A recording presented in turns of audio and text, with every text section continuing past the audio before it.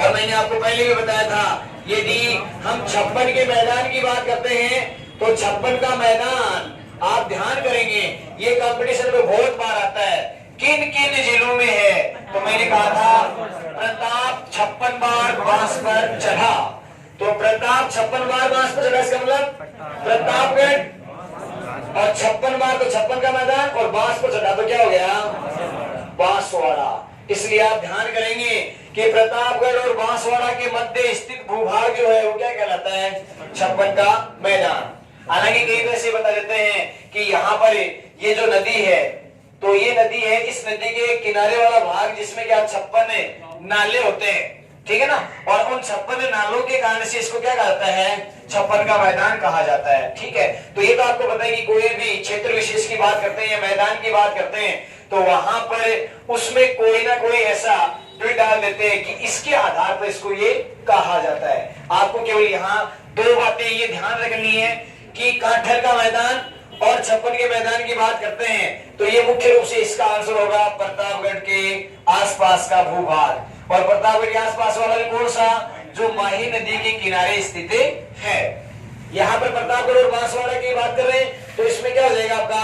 56 का मैदान। उसके बाद में ये नदी जो है, ये नदी डूंगरपुर में बेणेश्वर धाम भी है, जहां पर माघ पूर्णिमा को प्रतिवर्ष क्या लगता है?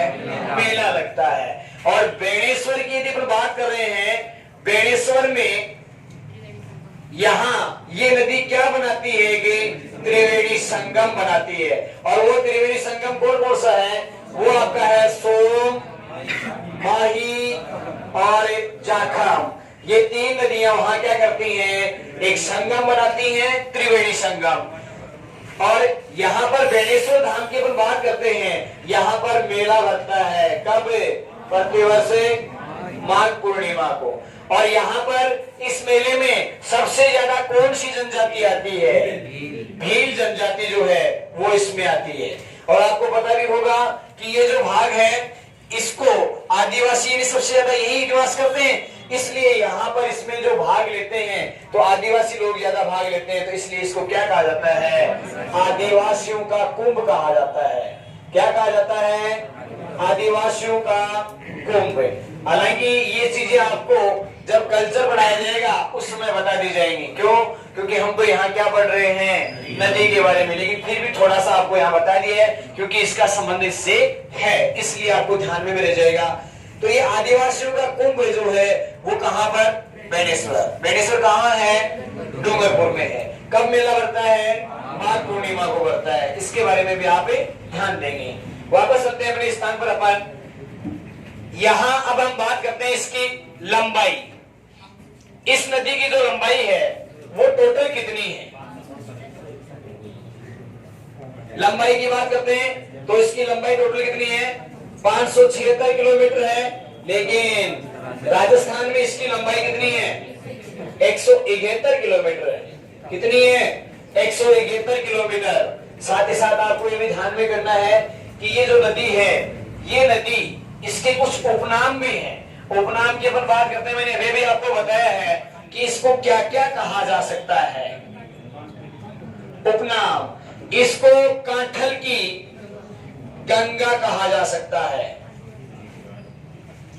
इसके अलावा इसी को आदिवासियों की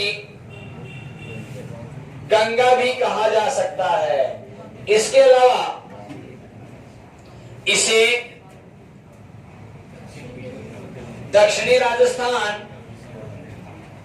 की जीवन रेखा भी कहा जा सकता है, या फिर ये भी तो कह सकते हो कि दक्षिणी राजस्थान की गंगा। तो दक्षिण राजस्थान की गंगा भी कौन सी होगी? यही होगी। तो इसमें आपको ध्यान करने की ज्यादा जरूरत ही नहीं है। ये इसके क्या होते हैं? उपनाम। मैं आपको एक चीज बताऊं, इनके उपनाम में से कई बार क्या है? क्वेश्चन पूछ लिया जाता है, तो इनके बारे में भी आपको पता होना जरूरी है। एक बार आप इतना उतार लीजिए।